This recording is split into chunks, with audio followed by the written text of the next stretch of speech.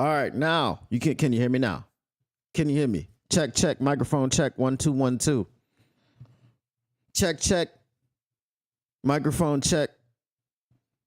Check, check, check, check. Can you hear me? Check, check, 1 2. What is this? Santana is back to business. All right. Anyway, I'm pretty sure you can hear me now. So anyway, let's start again. We will start with what is up, though, Lions fans? It's your boy, Motor City Don P here. I'm back once again, and when you see me, you know that the Motor City Cats, we back at it. We came to give you stats and none of that static. Whatever you do, make sure you keep your Lions news pragmatic. All right, now I can be heard. I knew I could because I can see the levels going up and down. I couldn't see them before, and that was part of the technical difficulty I was having with my desk.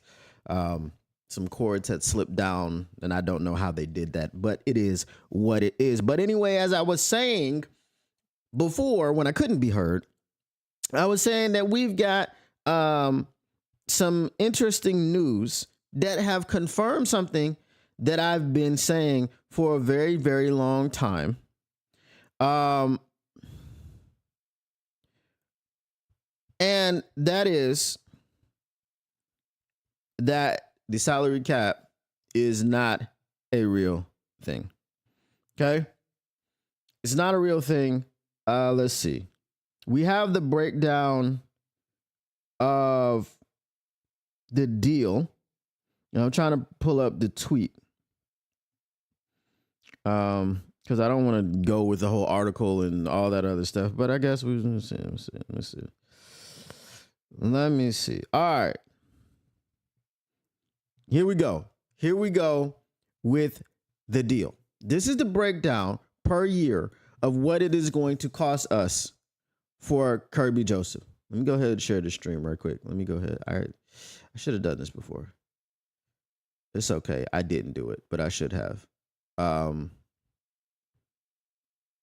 If I can find where to share it, then I'll do so.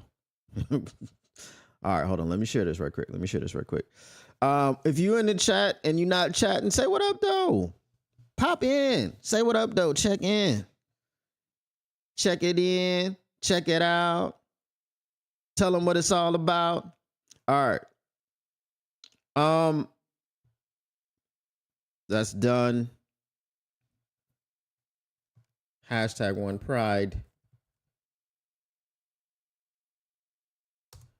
All right. Hashtag NFL. All right. NFL draft is no longer trending as of today. Yesterday it was still trending. Earlier today it was still trending. But we're going to still talk about the draft because that is the news. But all right. All that's done. Now let's get into this, what I was talking about. Let's see, go ahead and get this pulled up. All right, we Gucci, man. All right. Signing bonus. $10 million. Okay. 10 million. 01111 000. Okay. How much is that on the cap hit? $2 million. Okay, that's a $2 million cap hit per year. 2026 option bonus, $9,625,000. $1.925 million cap hit per year. 2027 option bonus, $16,580,000. How much do y'all think the cap hit is? He's getting paid $16 million in 2027. $580,000. I will let you guess. Now, if you know this already, don't be telling what it exactly is. I will let you guess. What do you think his cap hit is? Okay? This is the reason, okay? And I have a broader point, and y'all know I have a broader point. I don't never just say stuff just to say stuff. Even though, some people that don't agree with me think that I'm just saying stuff just to say stuff because they don't understand the method to my madness. They think I don't know a thing or two about a thing or two, but I know a thing or two about a thing or two because we've seen a thing or two. We are farmers. Dun, dun, dun, dun, dun, dun. If you know, you know. Use the hashtag. How much do y'all think? Come on, chat. Help me out. Help me out. What do you think his cap hit is?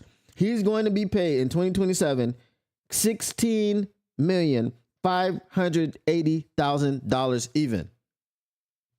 What's his cap hit going to be? Y'all tell me, because I know I have it here.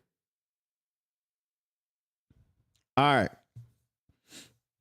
We got some no fun, no guessers up in here. So I'm gonna tell you what his cap hit is gonna be.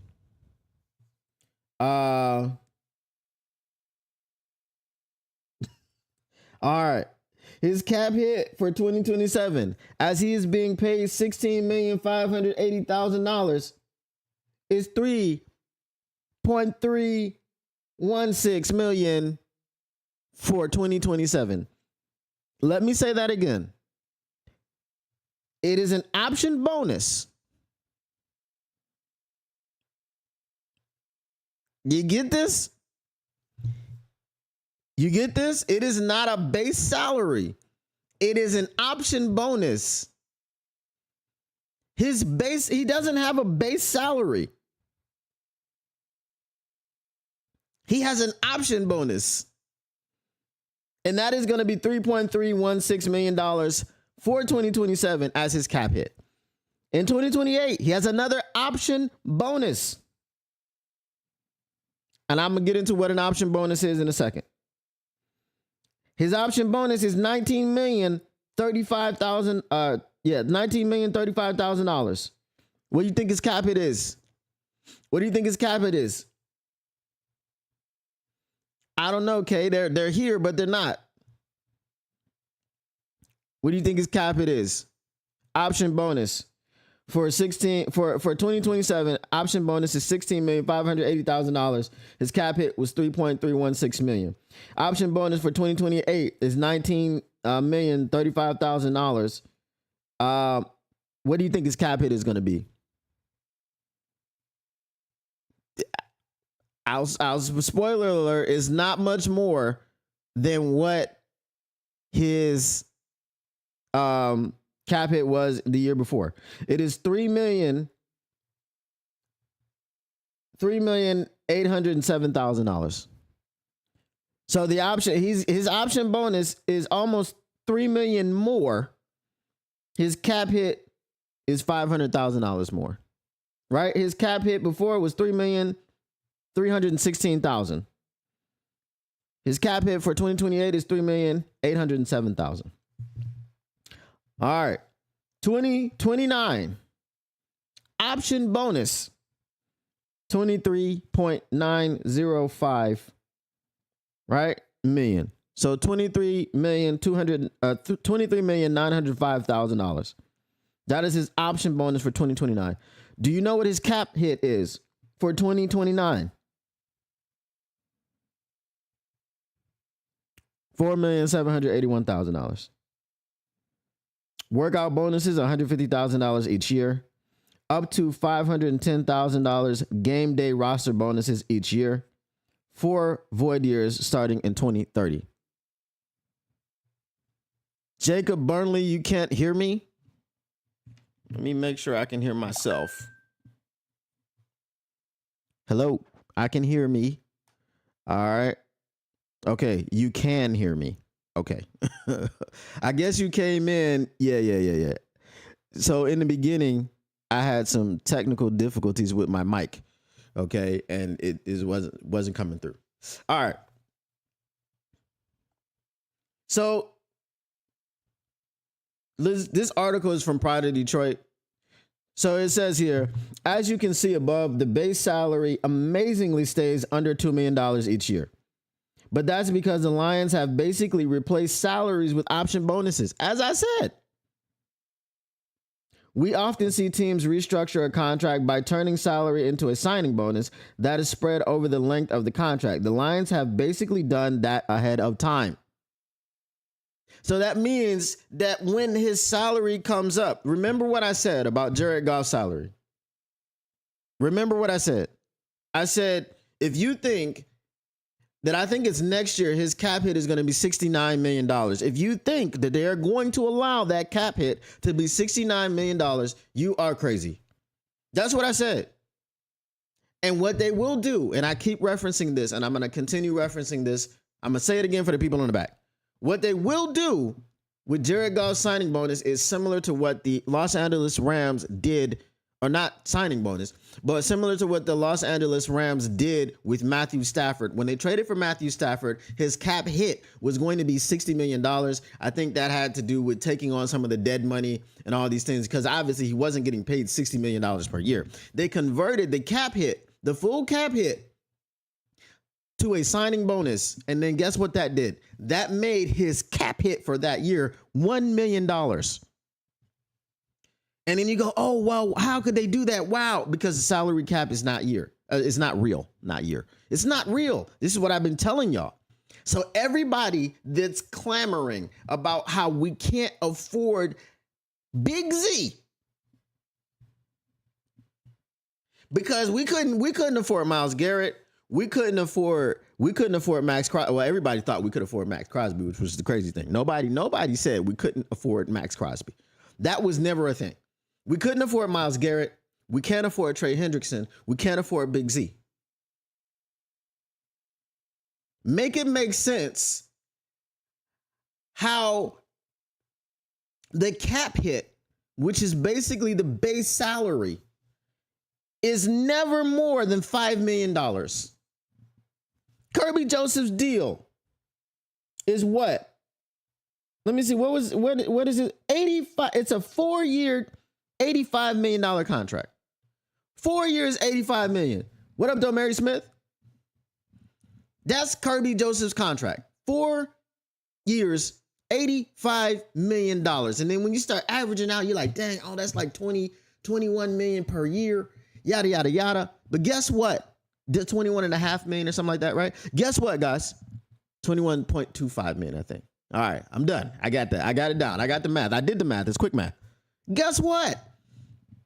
If you're here, if you're new here, if you're just arriving,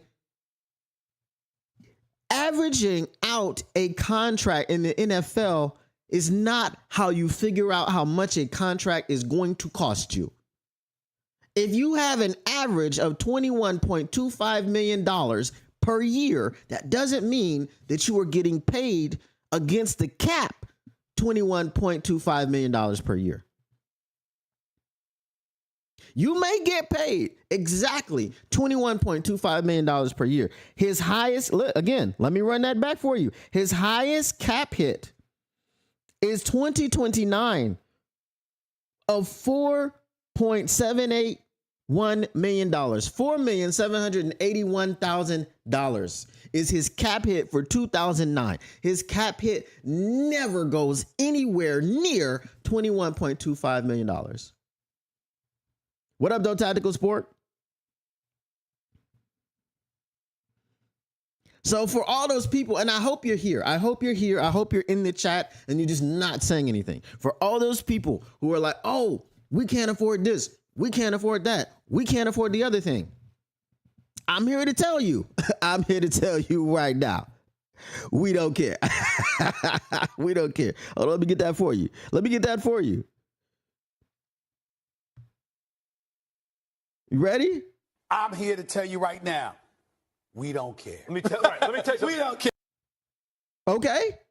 Did you hear it? Because Stephen A. Smith just told you what I've been telling you about the salary cap. Detroit fan man. All right, we're going, hey, Detroit fan man, we're going to get into that. That's the main purpose, but we got this breakdown. Okay? For any of those who have just gotten here, do you want me to break down the cap hits for Kerby Joseph? Again, I'm going to break them down for you if you just got here. All right. The signing bonus is $10 million. It's a $2 million cap hit. Right?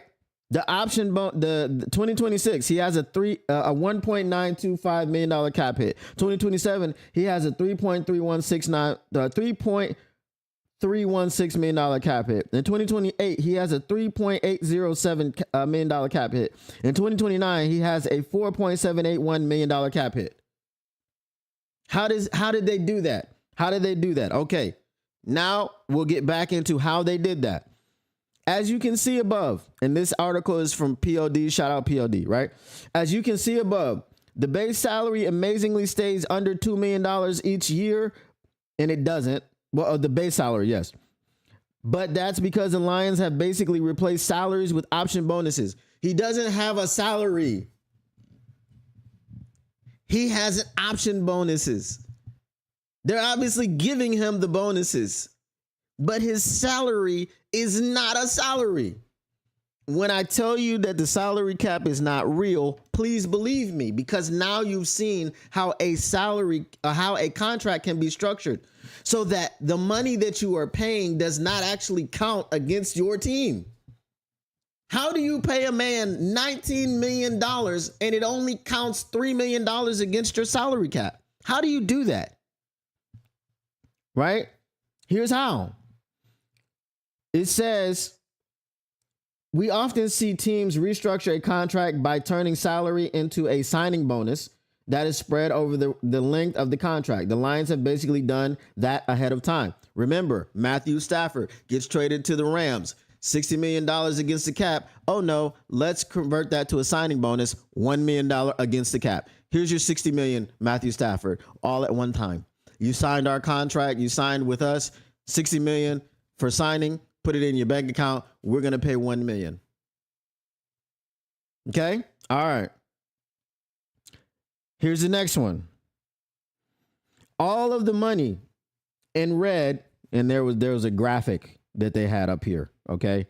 All of the money. So that's what they're referring to. In red automatically hits the cap in 2030, as they are the remaining guarantees from each option bonus that is exercised. However, if the Lions opt to extend Kerby Joseph at any time before the contract voids in 2030, those cap hits can stay in the years that they're currently listed under, rather than all hitting the cap at once. They're all going to hit the cap at once if they don't extend them. If they extend them, then those numbers stay in the cap years that they're listed in. Okay? All right. So let's say the Lions decide to go in the other direction and cut Joseph before his massive 2029 option bonus. His cap hit in 2029 will actually go from $17,926,000 to over $31 million. But he'll be completely off the books in 2030. Whereas the current contract has the team on the books for that massive $39 million dead cap in that year. Here's what the year-by-year breakdown would look like. Okay. In short, the Lions have managed to keep Joseph's cap hit down incredibly low for the next 4 seasons. Here's where Joseph ranks among other safeties in terms of cap hit each year. Okay, 2025, $3.86 million is the cap hit. He is 38th against all other safeties. 2026, $5.8 million. He's 23rd. 2027, $9.16 million. He's 11th. 2028, $13 million. He's 3rd. Only 5 players under contract in 2028. Okay, there's only 5 players that have a contract as safety at this point that goes to 2028. Okay. 2029, $17.9 million. First only safety under contract in 2029. No other safeties are under contract in 2029. Okay. Tactical Sports says, yes, we will be fine as long as we re-sign him. If not, then we get dead cap money. So all we have to do is extend him again. That's it. You extend them again, and then you actually could restructure and roll that money into a signing bonus. Like if you're getting ready to cut him, you can give him all of his money. Okay. It's going to be the same thing. However, you're just giving him the remaining of what's guaranteed. Okay. And then that'll be a year where you're getting a lot of non-cap flexibility. But you've kicked it down the road to 2030. We're going into the 2025 season. Right? So there's going to be a lot of people that you're going to give these types of contracts to. And then when you give them these types of contracts, you stagger the years in which they're going to have these huge cap hits. If you've got, let's say, 10 players, right? If you've got, let's say, Hutch, you've got Kirby, you've got Brian Branch, you've got Jared Goff, you've got Jameer, you've got J-Mo, you've got Amon-Ra St. Brown, you've got Sam Laporta. Okay, I've just named 8. All right, let's find 2 more. Terrion Arnold, and Jack Campbell. Okay. If you stagger these contracts right, and you've got 10 players who have major deals, and I just threw Terrion Arnold and Jack Campbell in there just for fluff. Okay. I'm not telling you right now that we are going to re-sign these guys to major deals. We hope we will, right? We hope we will so that we can keep them. We hope that they're worth keeping. But if you stagger it correctly, and you've got 2 to 3 guys every year that are hitting a major up every year, it's gonna be over 300 million very soon. So if you've got 3 guys that are costing you 100 million on the cap, and then you got everyone else sprinkled in, 10 million here, 5 million here, 12 million here, right? 11 million here, 13 million here, 8 million over here, 7 million over here, because of the way that you structured the contracts. Y'all gonna tell me the salary cap is real? I mean, it's a real thing, but if you know how to manage it, this is masterful management. This is masterful management. My guy has option bonuses. He doesn't even have salaries. And when you tell me I can call my salary something else, which means it counts for less money, there's no way on earth you can tell me that the salary cap is real. The salary cap is the owner's ability to put the money, the guaranteed money, into escrow and to let it sit there because it's guaranteed. That is the salary cap. That is it. It is not what you see on paper. The salary cap is the owner's ability and willingness. That's it. Sheila, do you have the money? Yes, we can go get anybody. Sheila, do you have the money? No. Okay, we can't go get that person.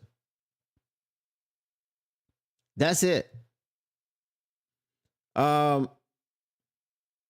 Flying Hawaiian says, so if they can hide money from the cap like this, what's the big deal about re-signing Za'Darius? Or is Z's against this type of deal?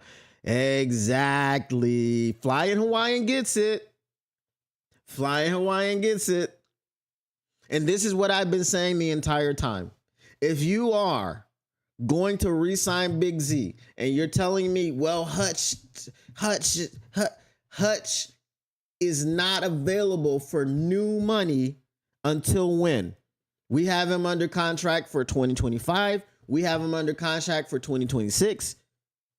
2027 is when he's available for new money. Even if he signs a contract extension tomorrow, remember, it's an extension. Okay? It's not a new deal. So it's an extension. When you sign a player to as an extension, it's different than ripping up his contract and giving him a new deal. When you sign him to an extension, that means his current contract must be played out first. Unless you want to, like I said, if you want to cancel it and just give it to him as a signing bonus, but why would you do that? Maybe for some cap flexibility later on, right? But generally, they don't do that.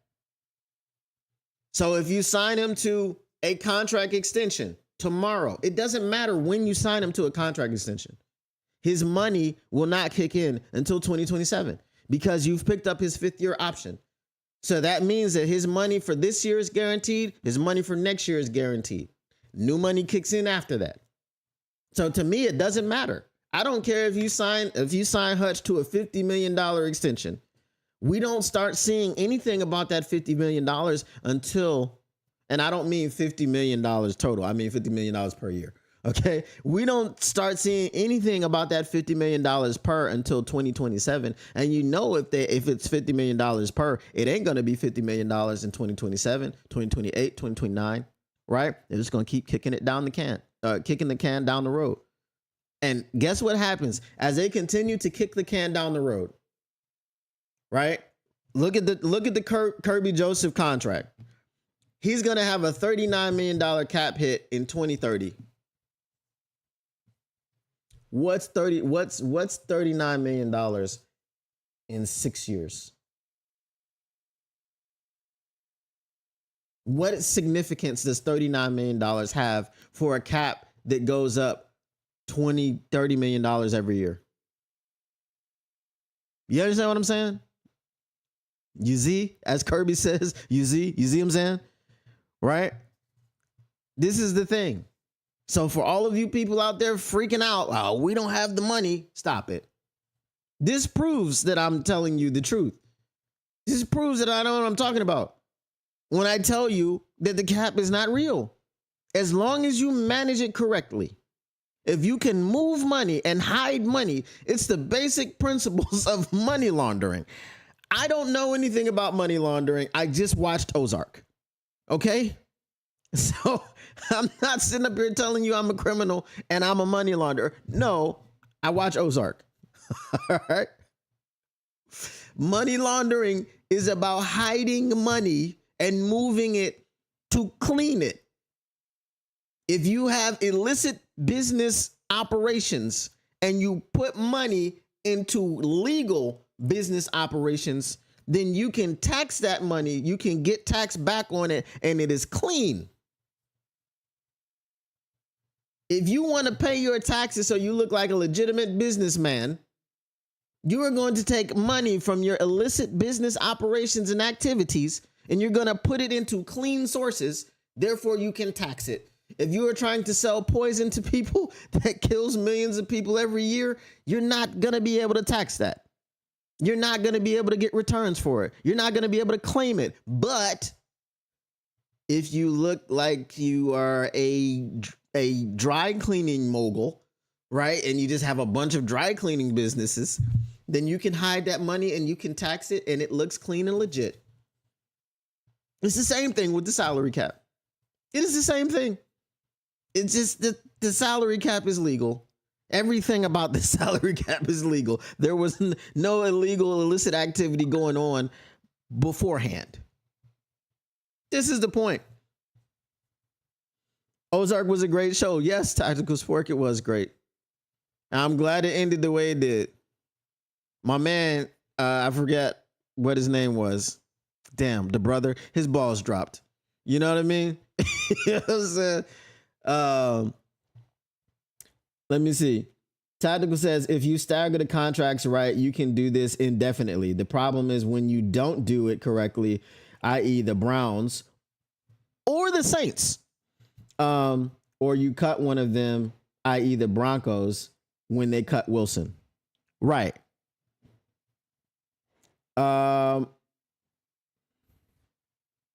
T-Bone Lokes says, thanks, bro, because I'm looking for somebody to touch on this subject. No problem, T-Bone. I try to give the people what they want. Okay? So this is the point, right? So now you can go and you can clip this. And when someone tells you, when they stand on the table, and I would stand on the table, but I don't know how much it supports. Right? When they stand on the table and they tell you, no, the salary cap is real and we can't afford this person and we can't afford that person, you can afford whoever the owner tells you can afford. If Sheila Ford Hamp says, I got money for Trey Hendrickson. Let's pay him $35 million a year. Okay, and then this is when all the Brad bots are gonna say, see, you said yesterday you weren't asking Brad Holmes for an elite rusher. See, Brad was right to go on 97-1 the ticket and say, well, why are people asking for an elite rusher? You got Aiden Hutchinson. You should have another one. That's not what I'm saying. I'm not saying that. I'm saying if Sheila Ford Hamp says, I got the money, $35 million per, let's give him $35 million per for 2 years. I got 70 million. I got 70, and let's fully guarantee it. Let's give him a 2-year contract, 35 million per. No frills. No frills. Because whose money is going to be affected?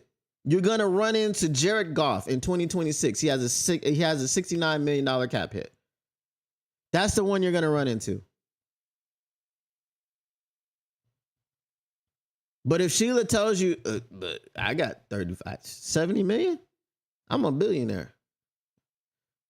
You know what I'm saying? I'm a billionaire. 70 million? Okay, go ahead. Go ahead and get that dude 70 million. Right? So this is the one. This is the one. Now, also what happens with this, and this is where we have to be careful. This information is public knowledge. Right? This information is public knowledge. The way that they structure the contract is public knowledge. So if Big Z is unhappy with the offer that they gave him and they're like, dog, you told me you didn't have no money.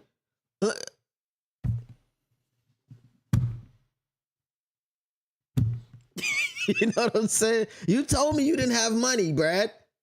Look what you did with Kirby. Make my salary option bonuses and pay me. So I just don't want to hear it. Next time we say, oh, we're crying poor, we're broke, all these things.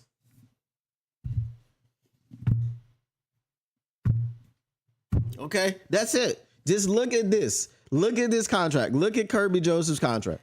That's all. Okay.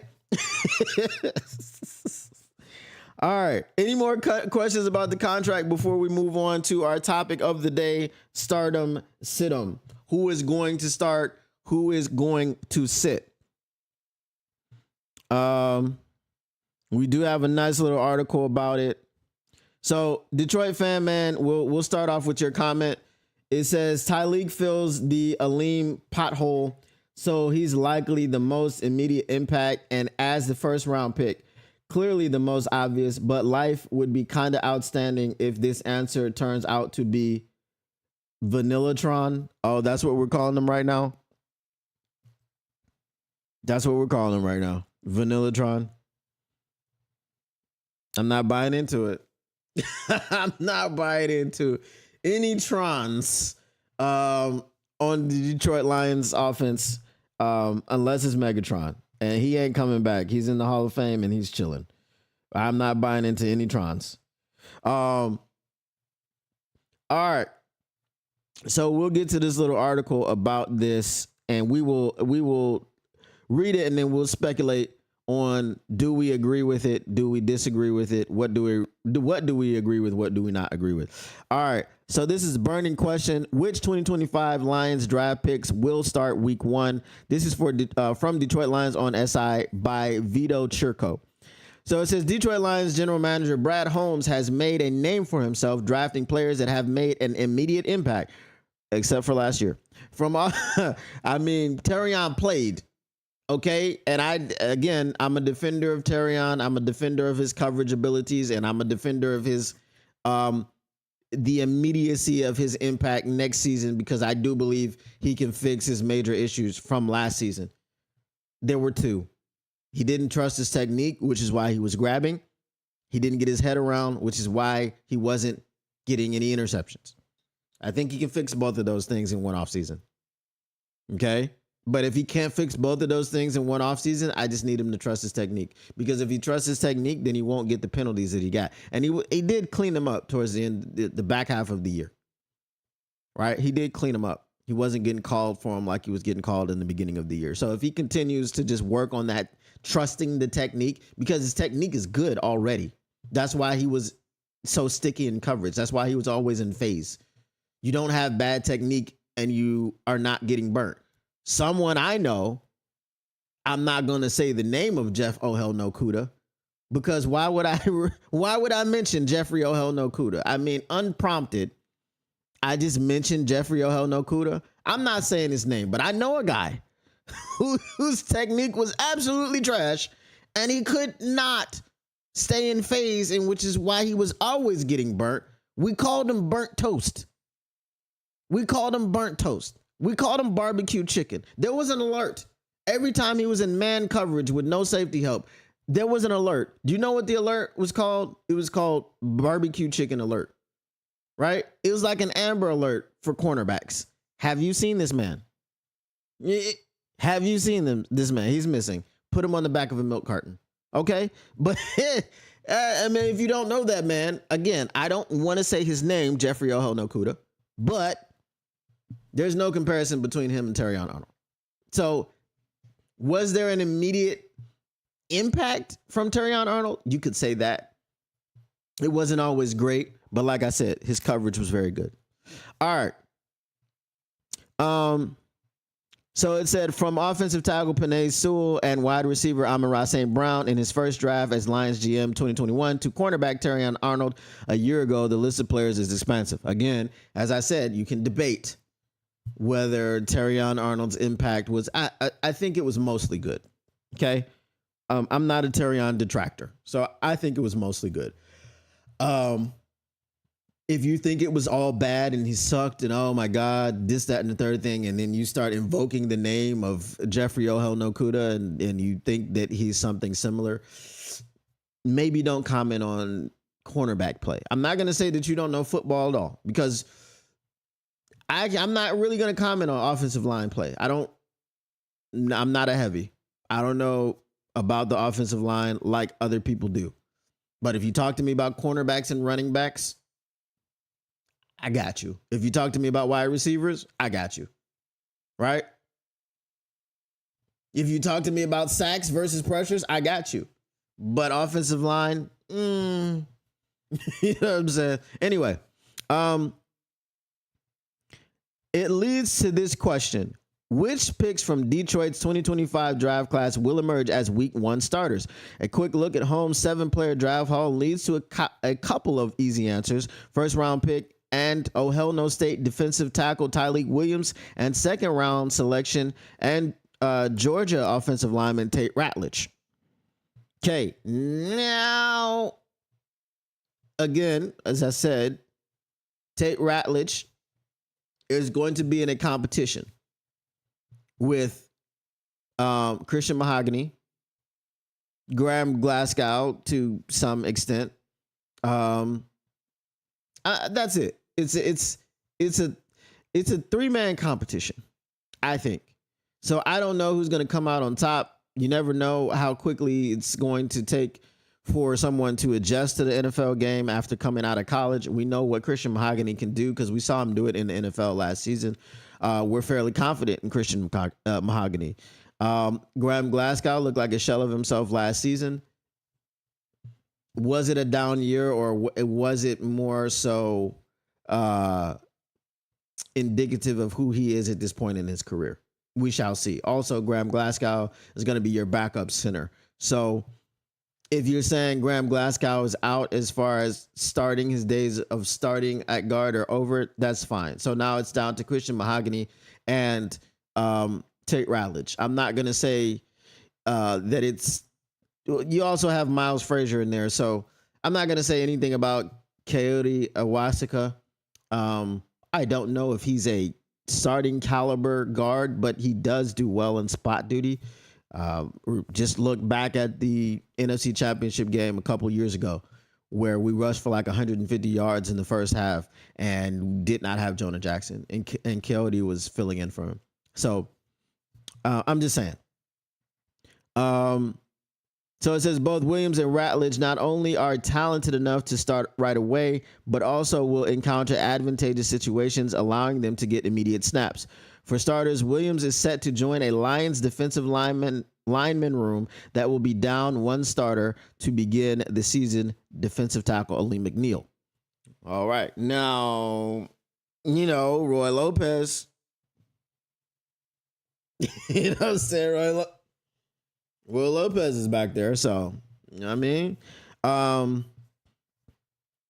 McNeil tore his ACL toward the end of last season and is expected to miss some time at the beginning of the upcoming campaign as he continues to recover.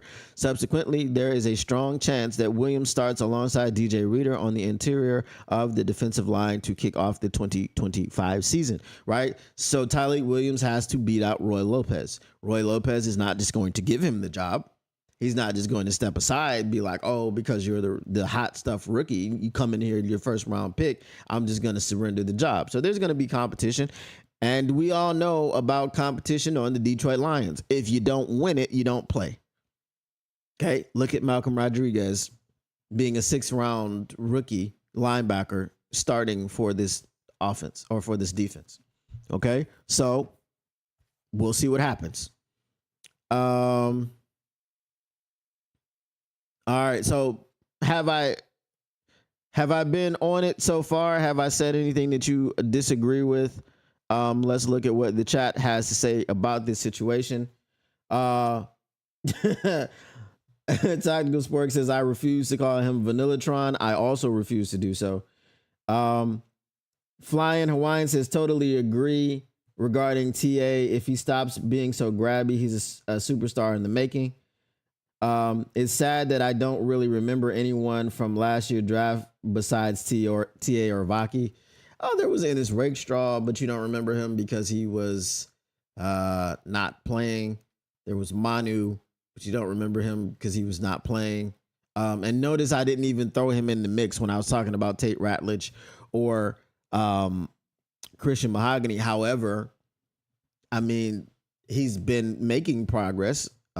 His name was mentioned in there by Dan Campbell at the owners meeting. So it's not a Broderick Martin situation. They're actually expecting things out of him. So we'll see what happens.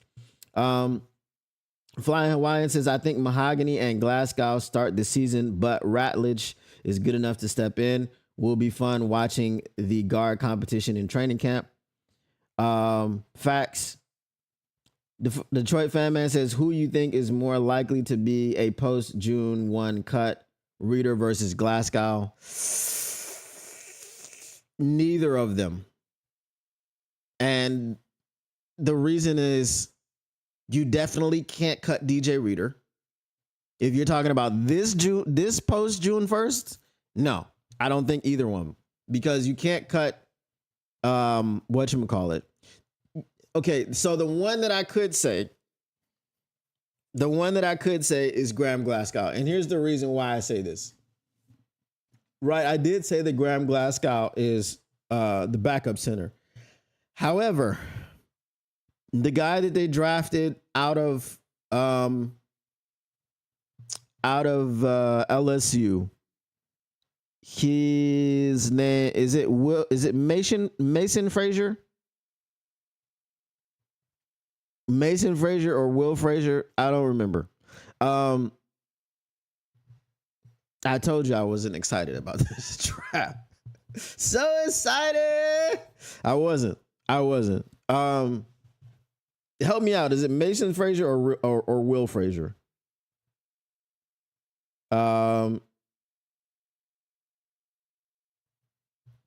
Miles. I was off both times. I gave him two names that weren't his. Okay, Miles Frazier. Flying Hawaii says Mason. I think you didn't know either. Scott Bischoff. Shout out Scott Bischoff, part of the LNU fam, right? LNU. Yeah. Anyway,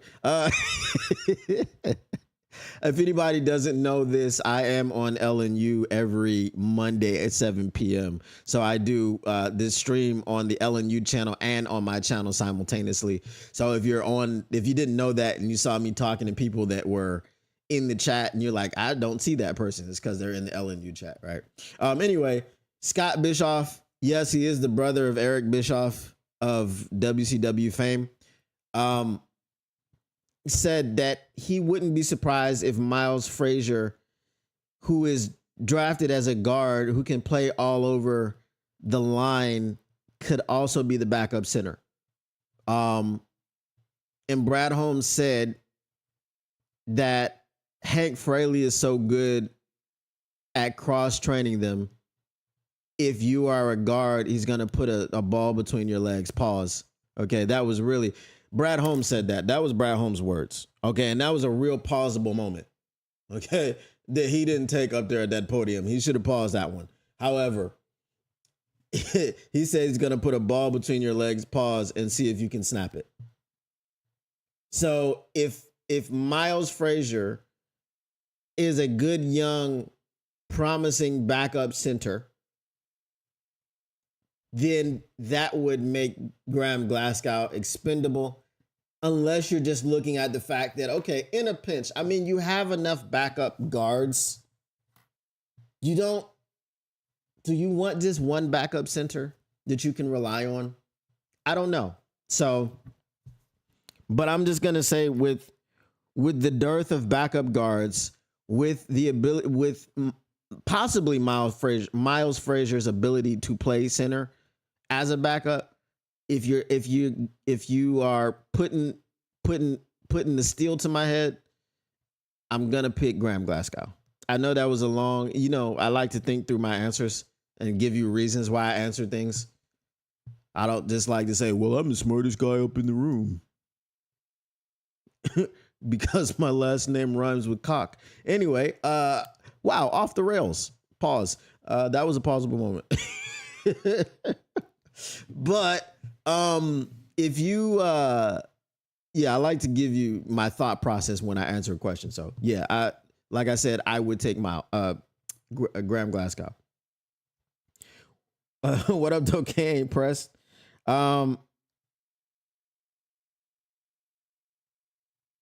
He's the one that said the Lions should have drafted Malik Willis. We all make mistakes. We all make mistakes. So my opinion on Malik Willis was like,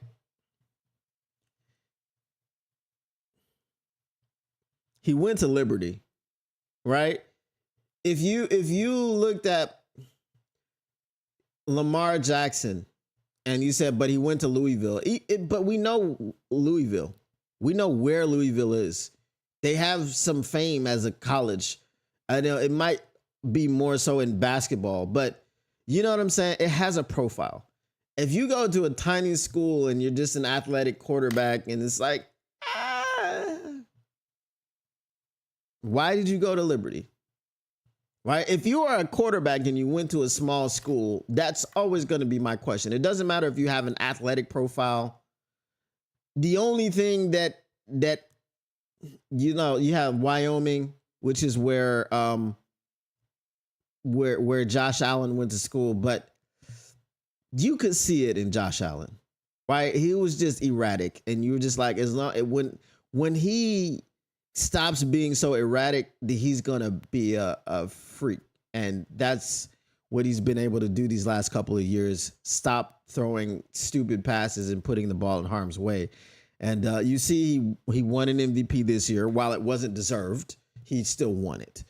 But anyway, off the rails. All right. So who else do we have? I think the article is basically talking about these two. So here it says, meanwhile, Ratledge enters an offensive lineman room. It's weird to call it an offensive lineman room instead of an offensive line room. But that is void of one starter after Kevin Zeitler departed Detroit earlier this offseason. Presently, Ratledge has as good of a shot as anybody to succeed Zeitler as the team's starting right guard. The Georgia product could also steal snaps from veteran Graham Glasgow, the Lions' projected starter at left guard, who struggled mightily a season ago as both a pass protector and a run blocker. Both Williams and Ratledge will be expected to make an immediate impact for a Lions team that will enter 2025 with serious Super Bowl aspirations. And if I were a betting man, I'd predict that each of them will be starters come week 1 of the regular season. All right, so this is I hope this is correct. And the reason I hope that this is correct, number one, Graham Glasgow did struggle mightily. So if we have a solid replacement for him that is not going to be a liability, because to be quite fair and quite honest, and I'm just being fair, I'm always fair to players, right? Would you guys say that I'm always fair? Like, even if I don't like a player, like, who's a player I really don't like? Let's see. Nobody really comes to mind. Jeffrey Okudah. One day, I won't have to mention that man's name. I don't know when that day is going to be, but it's not going to be today.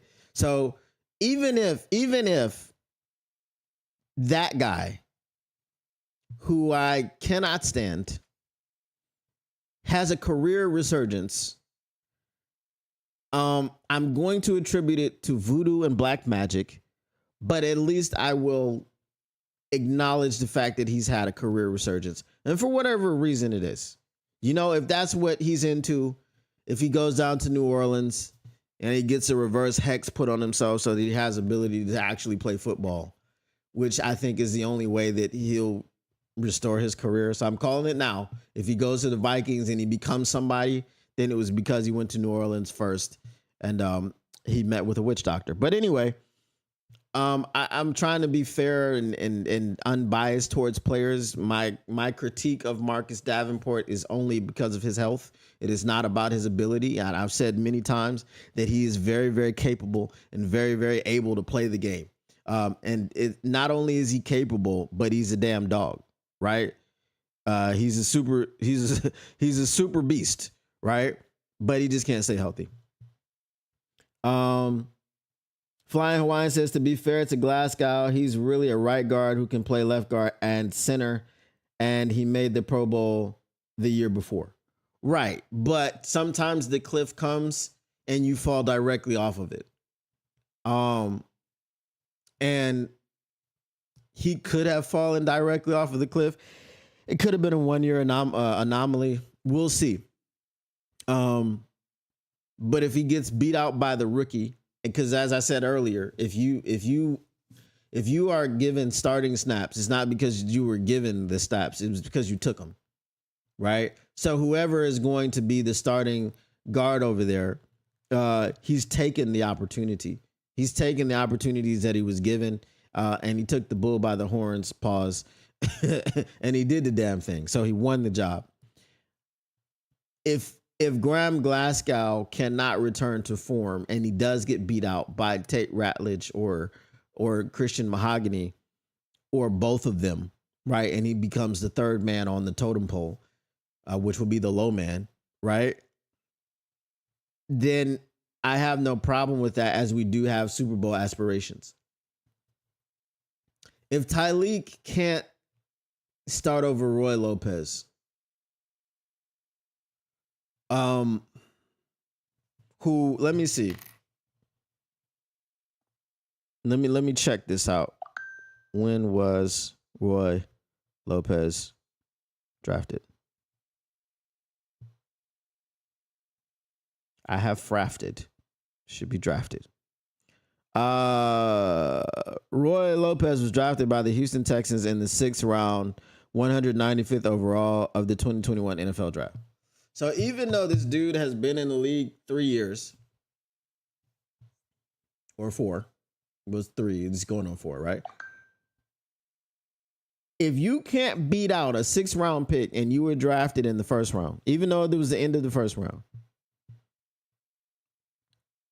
as a rookie, I know he has 3 years of NFL experience over you, which is invaluable.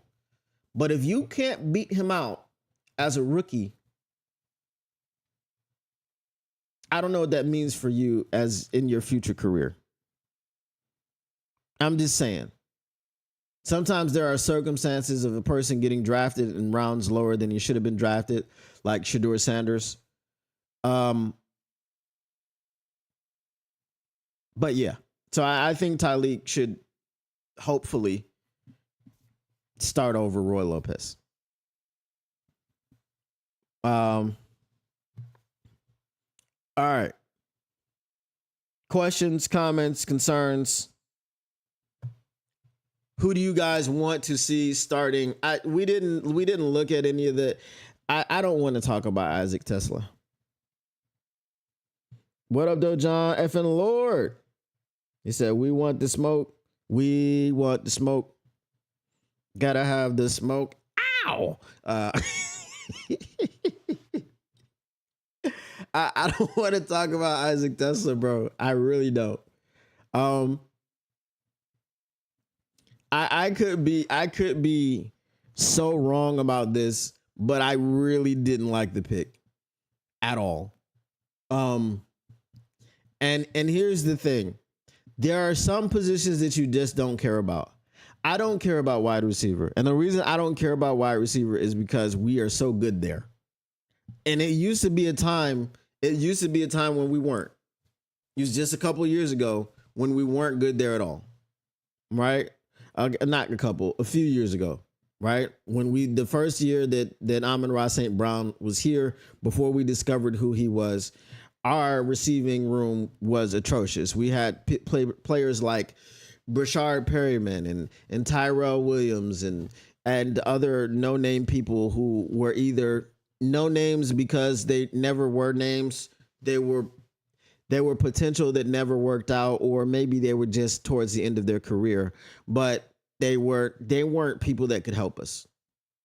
And then we pounded the table, receiver. And we got our receivers. We got Amon-Ra St. Brown. We got J-Mo. And here's another thing. This is what I don't want to hear for the next 2 years. Well, we got to trade J-Mo because he's a salary cap casualty. I just broke down the salary cap not being real. Just broke it down. Don't want to hear it. Okay? I understand that wide receivers are expensive. I understand that you really think, it is the Bengals. Okay, so let's be honest. It's the Bengals. But do you think that the Bengals, right? Do you think that the Bengals are really paying, what is it? Like $60 million per year in wide receiver salary? Do you think that they just had no capologists and they don't know how to structure contracts and they're just like, we're just going to give Jamar Chase and T. Higgins all this money? Jamar Chase, you take $40 million a year. T. Higgins, you take $20 million per year, and we're just going to leave it at that? I doubt it.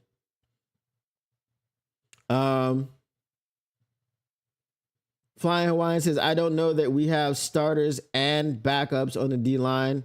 It's more of a rotation where everyone gets to play. Well, everyone except Martin. Hey, Broderick Martin is in great shape. Did y'all see the gorilla versus the 100 men? I haven't weighed in on this because I don't really do social media trends like that. Because I don't really do social media. I'm old school, I guess. Social media for me it's never personal, right? I do sports stuff, so that's what's on my social media. I don't really engage with all of the other stuff. So there's a lot of viral trends and things like that I might miss. But because I do get on Twitter for, podcast business and topics and things that are trending, I do see certain things. Gorilla versus 100 men. I'm taking the gorilla, bro, because the men they're not allowed weapons. And at what point are you stronger than a gorilla? Right? You jump on a gorilla's back, he's going to throw you off. Like, just look at gorilla's fingers. Okay? Imagine a gorilla grabbing your head. His hand is going to engulf your entire head and neck area. He's going to throw you off. And when he throws you, the sheer force of him throwing you is probably going to instantly snap your neck. And if that doesn't instantly snap your neck, you're going to land in a fashion where bones are going to break in your body. Okay? I'm taking a gorilla. I don't care. I know Craig Reynolds was like, yeah, I might take the humans if Dan Campbell gives us a pregame speech before the fight. I'm taking the gorilla. There's no scenario in which we're talking about bare knuckle boxing, a gorilla, and 100 men are gonna win. Okay. Shout out to RDC World. If y'all don't know about RDC World, you're missing out. But shout out to RDC World. When they did a video about this. It was hilarious. But yeah, Broderick Martin was in great shape. He looks like he's continuing to transform his body. And I guess, kudos to him. Shout out. Is that going to make him a football player this season? We'll see. We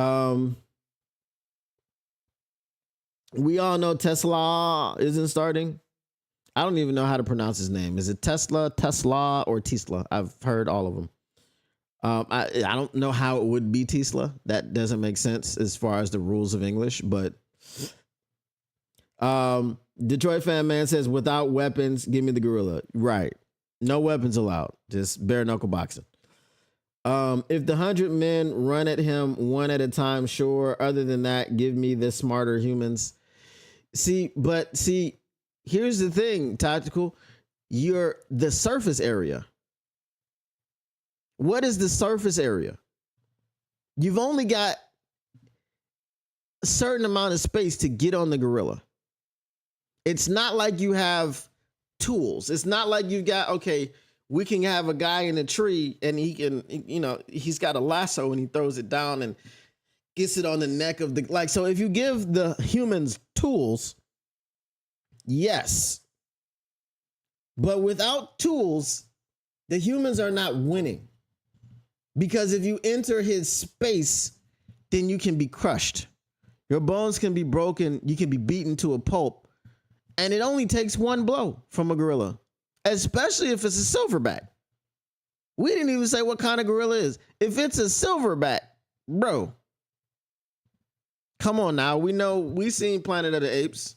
I don't know how many of them you've seen. I only saw a couple. I didn't see all 37 of them. But we've seen Planet of the Apes. We know it's not going down like that. The humans are not winning. You must give the humans tools. If you give the humans tools, and I don't even mean weapons, just tools, aids, not those type of aids, right? Things to aid them in conquering this gorilla. But nah. Flying Hawaiian says 100 guys, bro. I bet on the humans. Why do you bet on the humans? Remember the surface area of the gorilla. The surface area of the gorilla is where you can attack. How many humans? All 100 humans are not going to be able to attack him at once. That's the issue. The smarter humans are not going to fight fair. You have to fight fair. You don't get weapons. You don't get tools. What are they going to do? Throw sand in his eyes? He's a gorilla. You think he's never had sand in his eyes? Is it because we have teeth? What?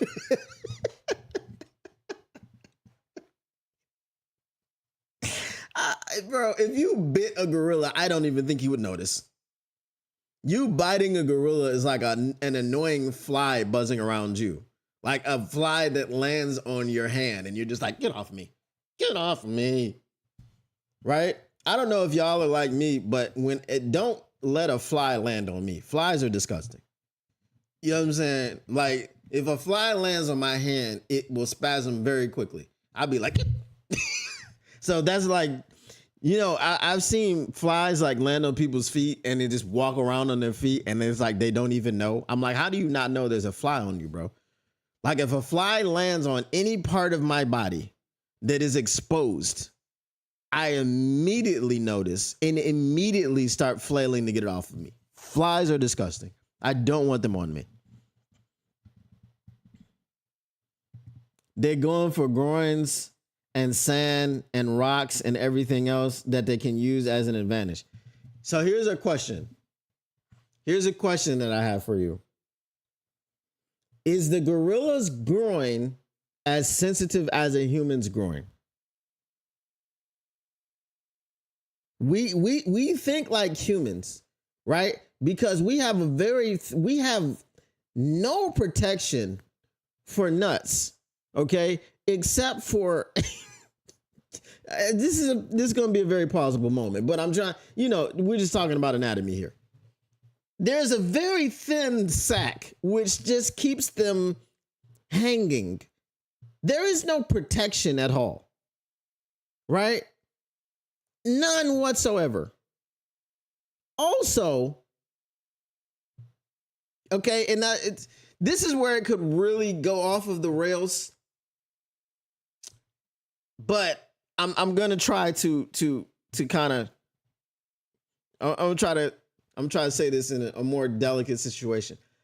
The penetrator of a gorilla and what the gorilla has to penetrate, it is probably much stronger than what the human possesses.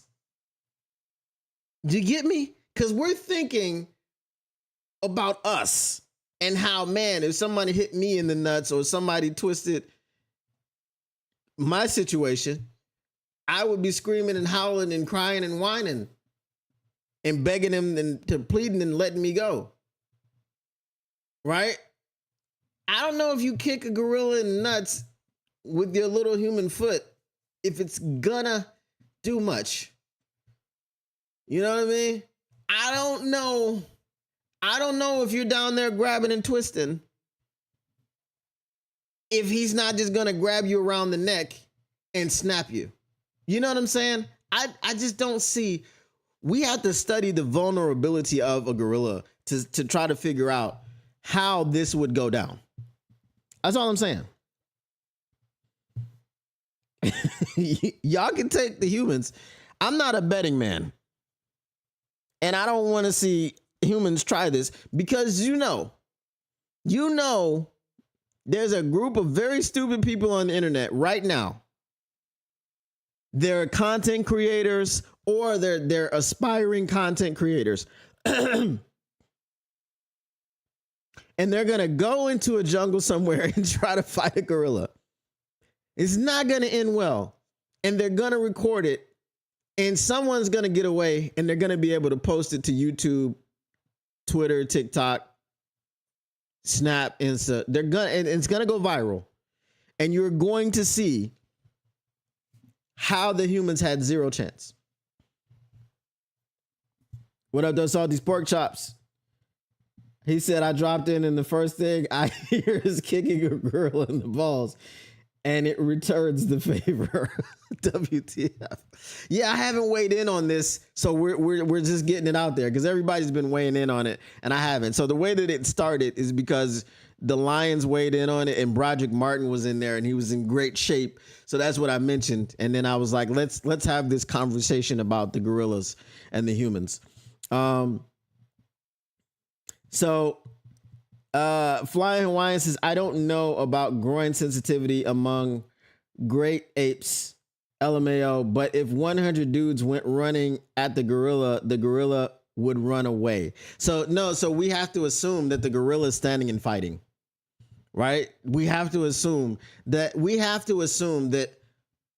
all arrows point to a fight, whether you put them in the middle of the Coliseum.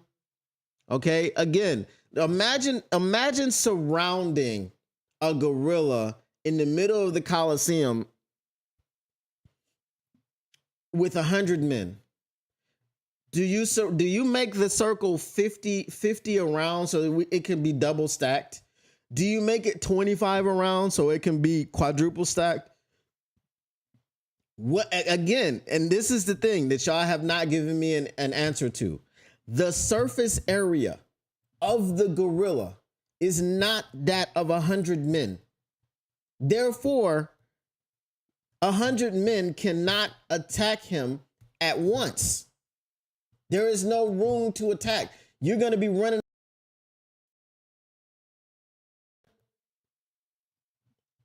So y'all can't all attack at once. It doesn't favor the humans at all. All you're looking for, let's say 10 people can attack the gorilla at once. So you're going to send 10 waves of 10 men at this gorilla. He's going to wipe out 10 men very easily. That's what I'm saying. Let's see here.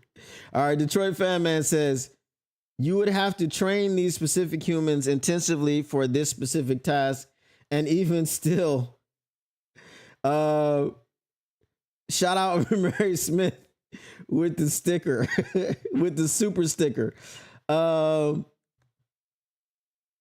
She has, what is this reaction? Oh, it's an incredible reaction. Shout out Mary Smith. Let's hold on. Let me see what Detroit fan. So Detroit Fan Man says you would have to train these specific humans intensively for this specific task, and even still, the strength and damn near impenetrability, thick skin of the 500-pound silverback would almost certainly win. Thank you. Right? Like, you can shoot bullets at a silverback and they're not all going to get through, right? Their skin is freaking, they fight other gorillas.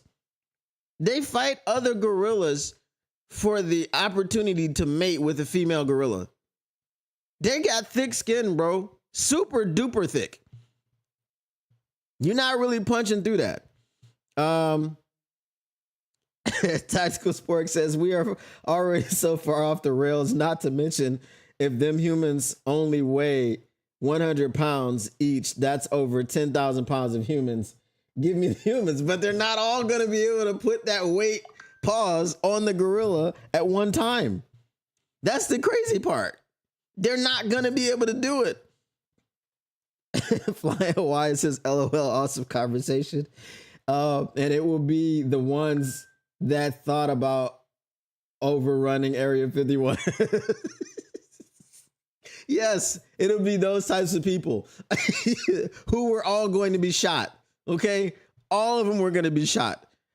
They would have just came in and just unloaded clips on those people coming through Area 51. It wouldn't have been nice.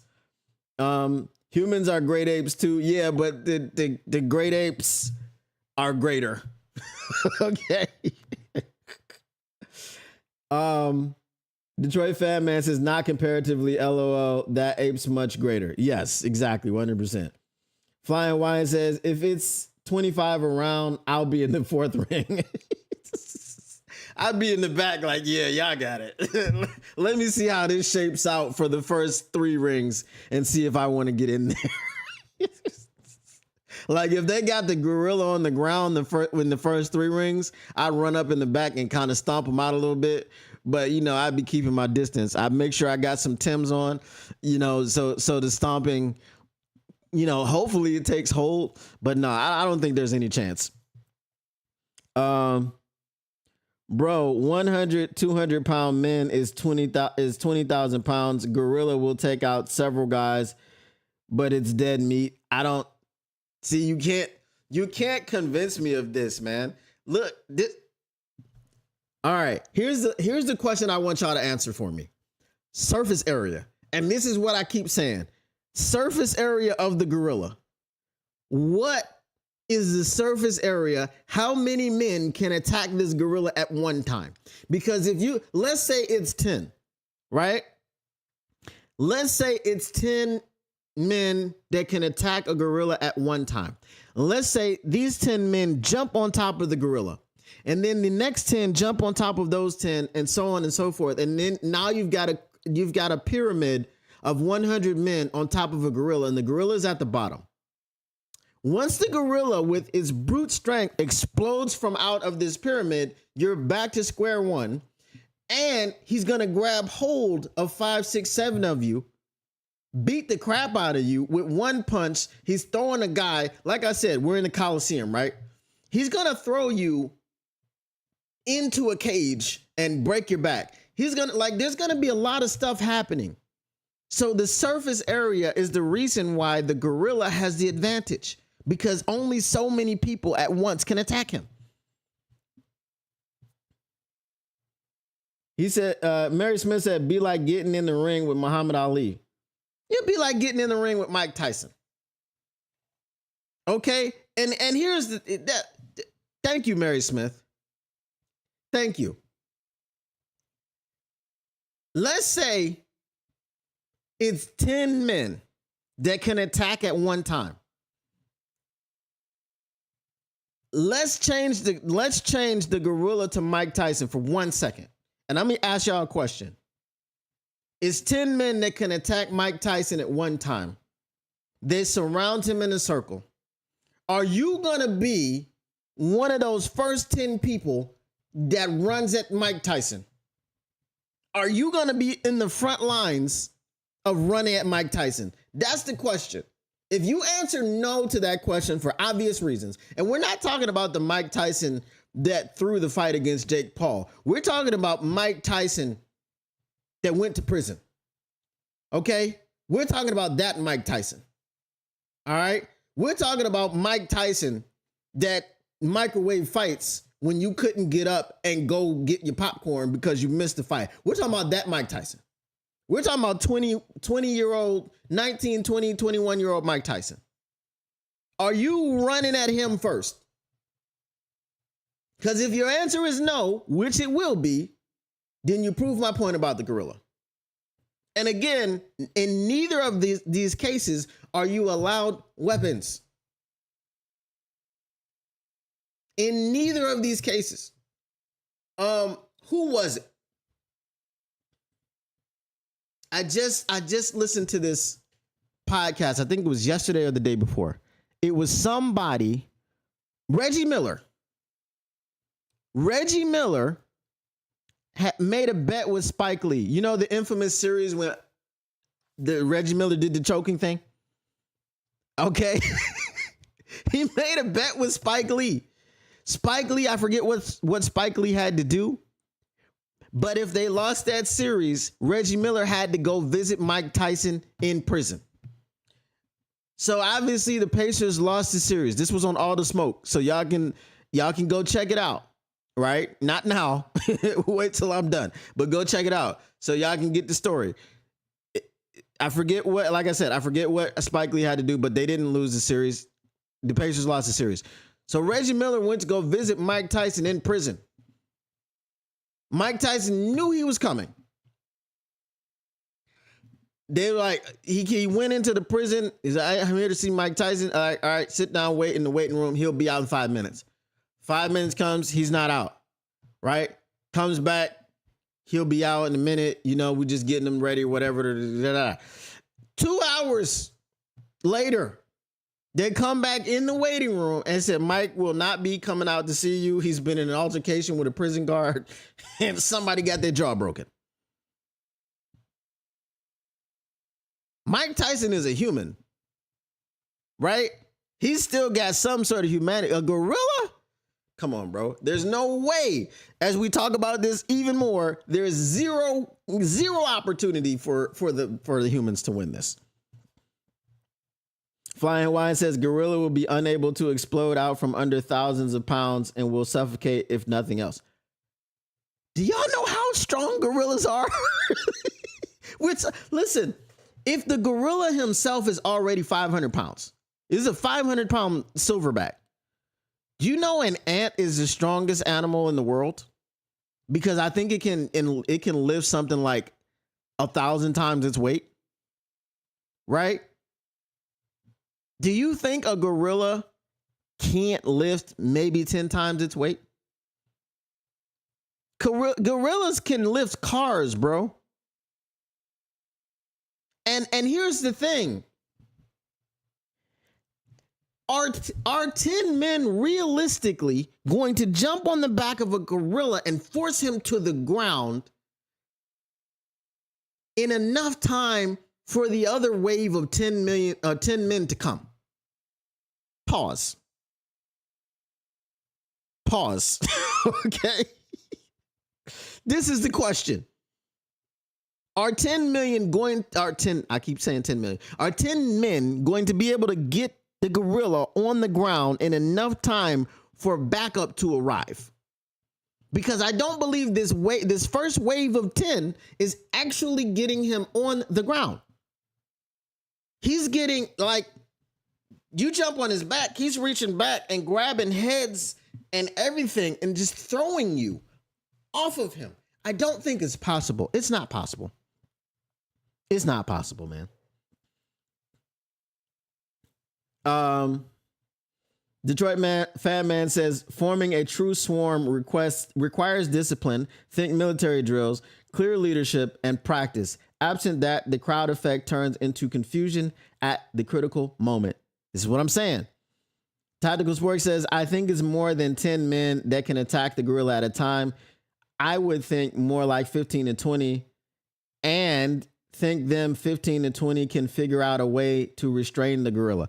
How are you restraining it? You don't have anything to restrain it with except your hands. You put your hand on a gorilla. Let's say a gorilla arm. Okay. In high school, right? And I'm just so we got to personalize this. In high school, I weighed, because I couldn't gain weight. I was just a pillar of muscle. Okay. I weighed 125 pounds and I hit 4 reps on the 225. Right. So that was 100 more pounds than my weight. And that was, I think the bench max was calculated out to be about 275 pounds, which was my maximum bench at 125 pounds. Right? So that's more than double my weight. Okay? So I was able to bench press more than double my weight. If you grab the arm of a 500-pound gorilla, a 500-pound gorilla is probably going to be able to bench press, let's say, 5 times its weight. How many men are going to, and let's say, so we'll put it in half, right? 5 times 500 is 2,500. Okay, we'll split that in half and we'll go 1,250 on each arm. How many men, again, this comes down to a surface area argument. How many men can jump on the arm of a 500-pound silverback gorilla that are going to be able to weigh down that one arm so that he can't throw every single one of them off of his arm? How are you restraining him without the tools? This is the question.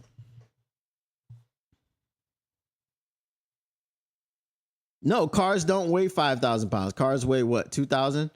They weigh a ton. A silverback is stronger than 20 adult humans combined. I'm telling you. Tactical Spark just like, give me the humans, man. I don't want to hear all this logic. Flying Hawaii says average Joe would say no, but any elite soldiers, sailors gonna say, heck yeah, put me in, coach. That's fine if he says put me in, coach. It's fine if he says that. All right. Now, again, this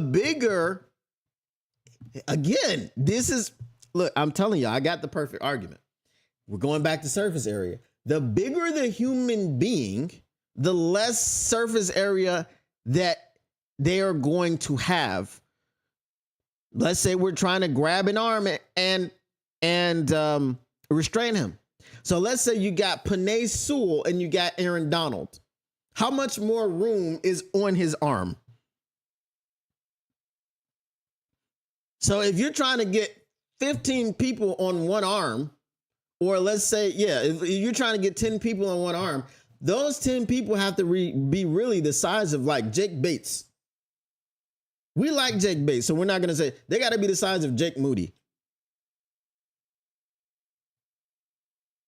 Are 10 Jake Moody's doing anything against one gorilla arm? No. Right? And the reason I make that, the reason I make that point is this. The less people that you have that run at him, the more obvious it is that he's going to handle them. So if you've got 3 people running at him trying to restrain one arm, that is not going to work. Right? So you're hoping it's the strength in numbers. Because I don't care how much you weigh and how strong you are as a human being, the less numbers that you have, the less of an opportunity that you have of survival. But the more numbers you have, the smaller the people have to be because of the surface area. Bro, I have cracked the code on this. I have cracked the code on this. I'm going to clip this. I'm going to clip this and put it up. What y'all think? Should I clip it? I'm clipping this argument. All right. It's going to go viral. It's going to go viral.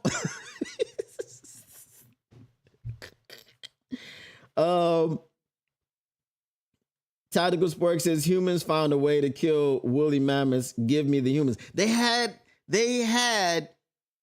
spears. They had weapons. In this debate, they're not allowed weapons. If you're allowed weapons, yes, line up 10 humans with freaking cannons and just, it only takes 10, right? Line up 10 humans with some Call of Duty weapons, right? Some LMGs, the XM4, you know, the PP-21, like line them up with that. And it's curtains for the gorilla.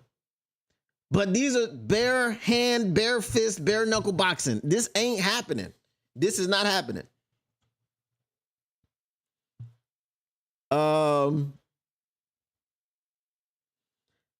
Detroit Fan Man says the first 10 is the gorilla's warm up. Thank you, Detroit. See, Detroit Fan Man gets it. He's on my side. Flying Hawaiian says you make a good argument. I just can't get past the numbers.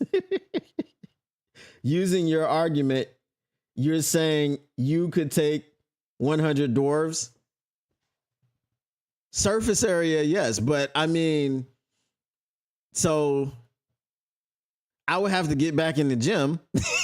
I'm back in the gym already, but I'm saying I would have to get back to me, right? I'd have to get back to me bench pressing 250, right? Now that's what in my adult life, I've gotten up to 250 and I think I hit it 3-4 times. No spotter. Okay. No spotter. I don't work out with a spotter. All right. So in my adult life, yes, I've hit 250, 3-4 reps at once. Now, if you're one of those people that knows what that bench max is, I think it's around 300. Okay. So yes, if we're, and yeah, but I'm not, see, the strength disparity though is not as much because they're also humans. Now, if you said kindergartners, and I don't want anybody thinking I'm advocating, you know, for this type of thing, but I'm just saying that is like what we're saying. A gorilla against 100 humans is like a grown man who is the size of, let's say that the dude is from 5'5" to 6 foot, because we don't even need to put any taller than 6 foot, going against 100 kindergartners. The gorilla would treat us like kindergartners. Doesn't matter.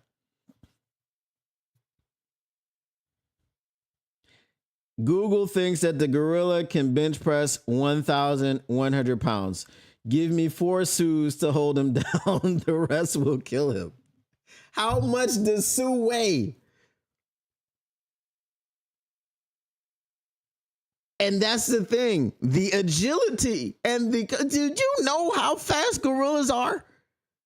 Bro, they run on all fours. Bro, no. Okay? No. You be talking about 4 Sues? Nah. I'm good.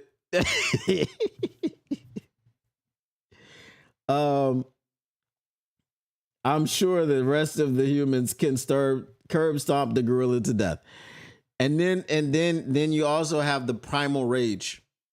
The primal rage. If the gorilla can bench press 1,100 pounds right now, just that's really only 2 times his weight, which I don't think a gorilla is only 2 times. Like, so I basically have gorilla strength. If I can lift 2 times my weight, most humans have gorilla strength. That's crazy. I don't think so. I think gorillas are probably somewhere around, if it's a silverback, 2,000 plus. I think that's where we're starting for their bench press max. Okay. What up, though, Justin Fed? Fly Wyatt says, bro, I'm rolling here. Funniest damn combo I've ever been in online. Hey, man, I aim to please. But I appreciate y'all coming through and hanging out. We'll agree to disagree. I really believe that the gorilla would win, but I am going to clip this conversation. I think it's fun, and I hope the internet weighs in on it and has a blast with the argument. But I appreciate y'all once again, man. Motor City Cats back at it. We came to give you stats, not static. Whatever you do, make sure you keep your Lions news pragmatic. So Tactical Spork says, Google says they can deadlift 2,000 plus, but bench press 100 or 1,100. Okay, so again, deadlifting, explosion. You jump on a gorilla's back, he's exploding out. See what I'm saying? Pause. Gorilla would win blindfolded. 100% Detroit fan, man. Y'all be good. Y'all be easy, man. And we are out of here. Peace.